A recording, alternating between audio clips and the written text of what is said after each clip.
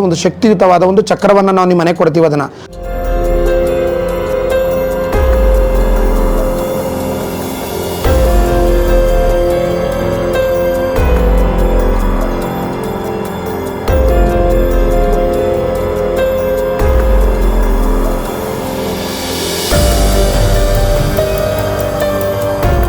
ಈ ಪವಿತ್ರವಾದ ಕ್ಷೇತ್ರದಲ್ಲಿ ಯಾವುದೇ ಸಮಸ್ಯೆ ಇರಲಿ, ಯಾವುದೇ ಕಷ್ಟ ಇರಲಿ, ಋಣಬಾಧೆ, ಸಾಲ ಬಾಧೆ, ದೈಹಿಕ ಬಾಧೆ, ಮಾನಸಿಕ ಬಾಧೆ, ಆರೋಗ್ಯ ಬಾಧೆ, ಕಂಕಣ ಬಲ, ಮಕ್ಕಳಾಗಿಲ್ಲ, ಕೋರ್ಟ್ ಕೇಸು, ಜಮೀನು, ಆಸ್ತಿ ಕಲಹ, ನಂತರ ಯಾವ ಗೋರ್ಮೆಂಟ್ ಕೆಲಸ ಸಿಗಬೇಕು, ಹಲವಾರು ಸಮಸ್ಯೆ ಇಟ್ಕೊಂಡು ಈ ಜಾಗಕ್ಕೆ ಬರ್ತೀರಾ. ಉಂಡಿ ಕಾಸು ಹಾಕ್ಬಿಟ್ಟ ತಕ್ಷಣ, ತಟ್ಟೆ ಕಾಸು ಹಾಕ್ಬಿಟ್ಟ ತಕ್ಷಣ ನಿಮ್ಗೆ ಯಾವುದೂ ಉಪಯೋಗ ಸಿಗಲ್ಲ. ಡಾಕ್ಟರ್ ಧನಂಜಯಗಳು ಒಂದು ಶಕ್ತಿಯುತವಾದ ಒಂದು ಚಕ್ರವನ್ನು ನಾವು ನಿಮ್ಮ ಮನೆ ಕೊಡ್ತೀವಿ. ಅದನ್ನು ಉಚಿತವಾಗಿ ಕೊಡ್ತೀವಿ.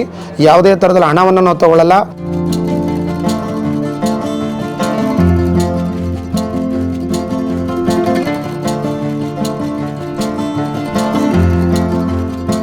ಪ್ರತಿಯೊಬ್ಬ ಮನುಷ್ಯನಿಗೂ ಸಮಸ್ಯೆಗಳು ಬಂದಾಗ ಭಗವಂತನ ಬಳಿ ಬರ್ತೀವಿ, ಕಷ್ಟಗಳು ಬಂದಾಗ ತಂದೆ ತಾಯಿ ಬಳಿ ಹೇಳ್ಕೊತೀವಿ, ಕಷ್ಟಗಳು ಬಂದಾಗ ದೇವರ ಮುಂದೆ ಹೇಳ್ಕೊತೀವಿ, ಕಷ್ಟಗಳು ಬಂದಾಗ ಗುರುಗಳ ಮುಂದೆ ಪ್ರಾರ್ಥನೆ ಮಾಡ್ತೀವಿ.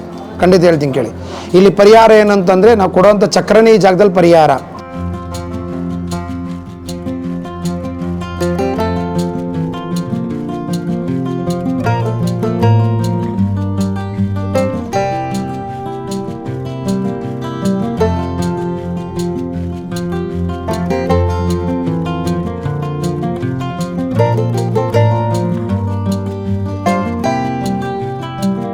ಇಲ್ಲಿ ವಾರಕ್ಕೆ ಒಳ್ಳೆಯದಾಗಿದೆ, 15 ಒಳ್ಳೆಯದಾಗಿದೆ, 20 ಒಳ್ಳೆಯದಾಗಿದೆ.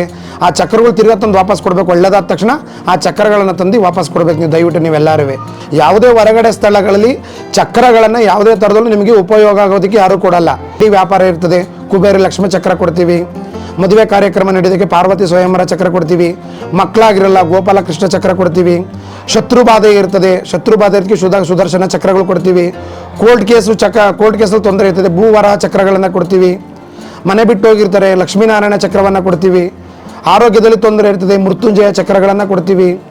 ನಂತರ ಗ್ರಹಗಳ ದೋಷ ತೊಂದರೆ ಇರ್ತದೆ, ಶನಿ ಶಾಂತಿ ಚಕ್ರಗಳನ್ನು ಕೊಡ್ತೀವಿ.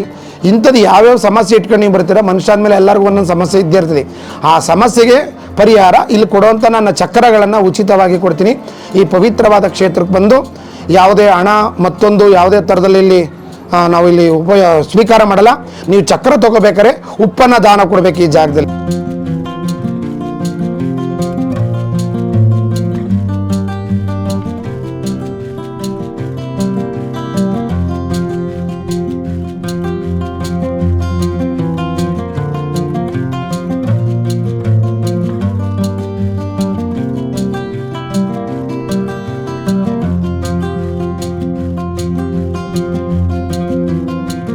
ಚಕ್ರವನ್ನು ತಗೊಂಡೋಗ್ಬೇಕಾದ್ರೆ ಉಪ್ಪಿನ ಋಣವನ್ನು ತೀರಿಸಬೇಕು. ಈ ಜಾಗದಲ್ಲಿ ಉಪ್ಪನ್ನು ದಾನ ಕೊಟ್ಟು ಈ ಜಾಗದಲ್ಲಿ ನೀವು ಚಕ್ರಗಳನ್ನು ತಗೊಂಡೋಗ್ಬೇಕಾಗಿರುವಂಥದ್ದು ಭಾಳ ವಿಶೇಷವಾದದ್ದು ಇಲ್ಲಿ ಈ ಜಾಗದಲ್ಲಿ ಅಂತ ನಾನು ಅದನ್ನು ಹೇಳಕ್ಕೆ ಇಷ್ಟಪಡ್ತೀನಿ.